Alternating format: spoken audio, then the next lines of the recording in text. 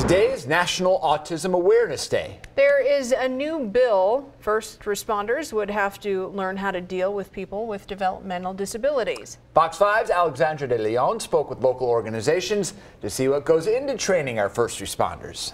And those numbers keep growing for children being diagnosed with autism spectrum disorder. If Assembly Bill 129 passes, all first responders in the state would have to get mandatory crisis intervention training for dealing with these types of children.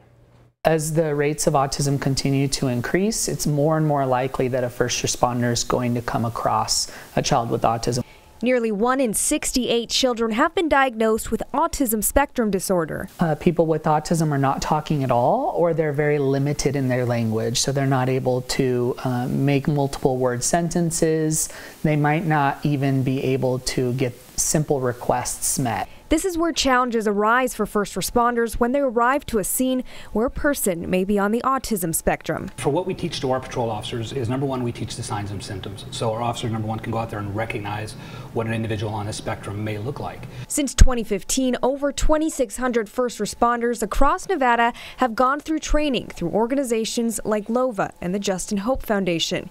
And even though it's not mandatory in the state, Henderson Police Department has Officer Coleman take its officers through training to recognize not only signs and symptoms, but how to de-escalate situations in a safe manner. One of the big things we talk to officers is understanding what a meltdown is and what it isn't. Understanding what stimulation is, or self-stemming. Some of the challenges people with autism face are with communication and social skills. This poses a challenge for first responders if they're not educated on handling these types of situations. Maybe there's too much sensory overload or too much sensory stimulation, or maybe they're trying to talk to someone with autism who has no idea what they're saying and they're not responding. Then they might take that as that person being disrespectful or not listening to authority, when that's really not the issues. With autism, there is no obvious signs. For first responders, it's their job to be able to recognize facial cues, lack of eye contact, or some sort of neurological impairment. Our ultimate goal is to have a safe contact for the individual affected by autism, their family, and our officers.